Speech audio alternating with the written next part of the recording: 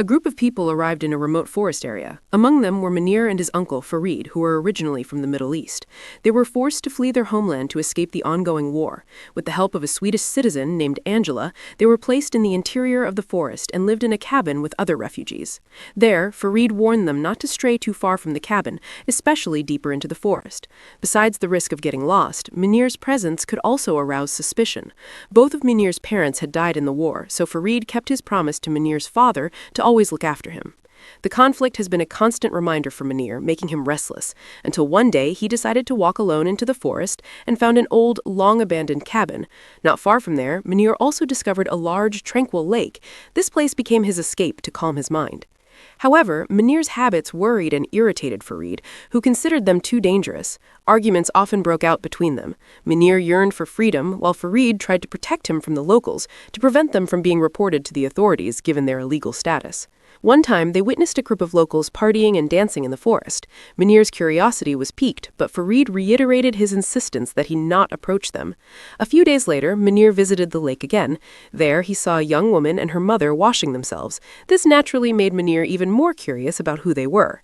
The following day, Munir again observed the woman from a distance. This time, he imagined himself with her and being intimate with her. Finally, the woman, Moa, noticed Munir's presence and invited him to sit down and chat.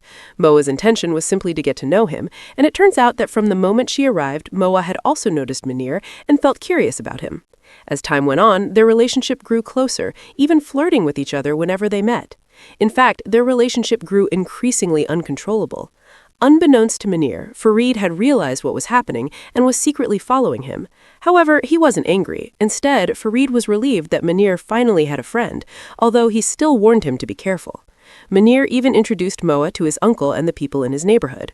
Then, one day, Moa was visited by his old friend Eric. Munir watched from a distance and became very jealous of them, especially when Eric tried to get close to Moa. Not accepting this, Munir snuck into Moa's house, frightening her mother.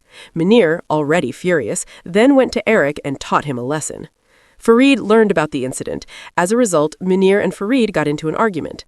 Munir chose to leave, refusing to be controlled, and fled to an empty cabin in the forest. At the same time, 2 police officers arrived at Moa's house after receiving a report from her mother about a disturbance involving a refugee. Moa was asked to help search for Munir, although she initially refused. Meanwhile, Farid continued to try to find Munir and accidentally spotted the 2 police officers.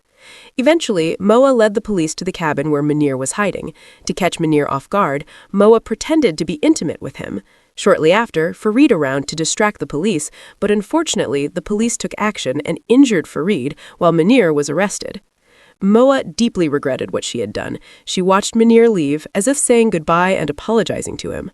Time passed. Several years later, Moa married Eric and had a child. She returned to the lake that had witnessed her story with Munir, reminiscing of a story that would forever be etched in her memory. And finally, the film ended.